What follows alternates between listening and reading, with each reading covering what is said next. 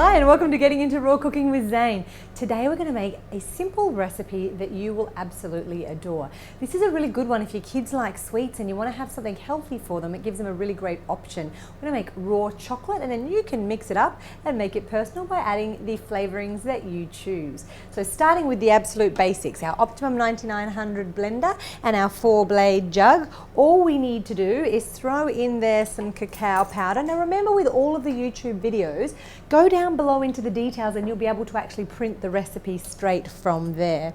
We're going to pop it in. Now this is the ingredient, the key ingredient here. See this nice liquidy stuff that we've got here? This is cacao butter. So this is the oil straight from the cacao bean. It tastes absolutely amazing, like that bittersweet chocolate flavor.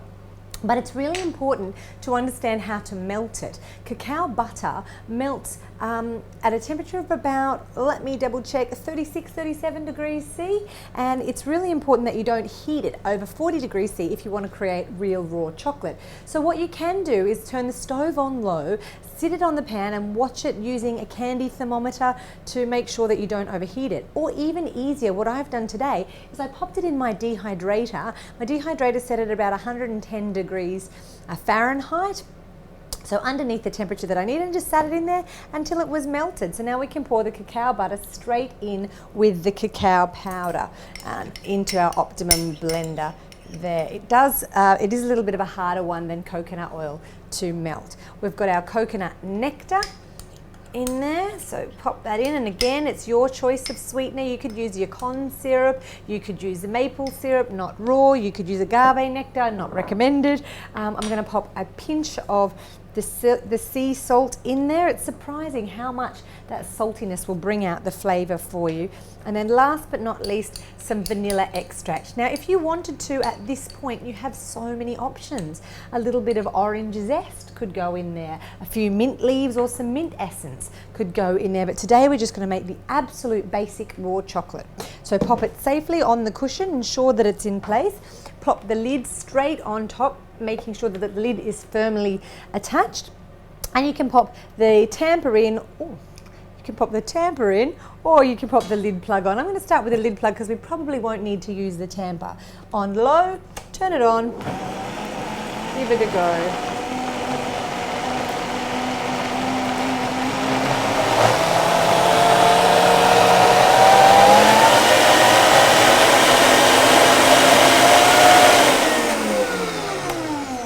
A couple of seconds until it's thoroughly mixed. That is how simple it is to make raw chocolate. Isn't that easy? You can see from the top, look at those little 4 wells in the top of your blender jug there where you can see it's mixed and drawn through properly. Look at that, nice thick, and shall I taste it? I always do. Nice thick and tasty chocolate. Beautiful. Now remembering, if you want more bittersweet chocolate, use a little bit less agave syrup or coconut nectar or yacon or maple, whichever syrup that you're using.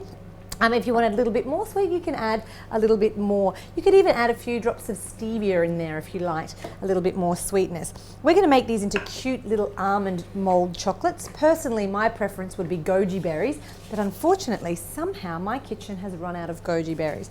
Goji berries are actually great for your health, a great thing to add to chocolate. They're a complete protein, rich in vitamin C.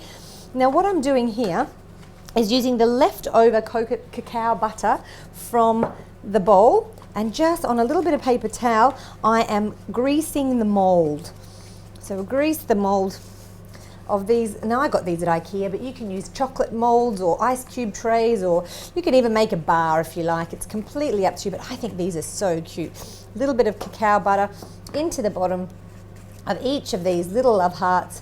Probably I should have done this before because you can all figure out how to do this one at home. Now I'm going to just do a few actually the way that they are, and then I think I will pop off screen and grab some mint essence and do a couple of mint ones. So the first tray, we're going to pop 1 or 2 almonds into the bottom of each of these little holes. I don't know how many we're going to get out of here today. And then I'm just going to scoop a dollop straight on the top, covering them up completely. So if you give me a sec, I'll finish these up and you can have a look in a minute. Well, I've finished. What I've done is I've put the almonds in the bottom of this tray, just 1 or 2 in each individual little love heart mold. Now, almonds are great, kind of an oxymoron because a high-fat food that's good for your health sounds a little bit funny, but these are an alkaline food. Most people think they're a nut, but they're actually a seed from the fruit of the almond tree. And not only are they alkaline, they've been linked with heart health, so really, really good for you. In the other one, I snuck a little bit of mint essence into the leftover chocolate blend, and I'm going to finish those ones off by pressing a tiny little bit of coconut into each of them so they look a little bit different. We'll be able to tell them apart once they've been set. So popping that on there. Now what I'm going to encourage you guys to do is go all the way down the bottom and make a comment telling me what you think the best combination of ingredients would be in this raw chocolate. Personally, I think we'd like some goji berries and coconut. That'd be one for me. But what are your ideas? Make a comment. Don't forget to subscribe to the Fruity TV channel. And if you haven't got your Optimum blender, go down to the details below and click on the link to the Fruity site closest to you. Chat soon. Ciao for now.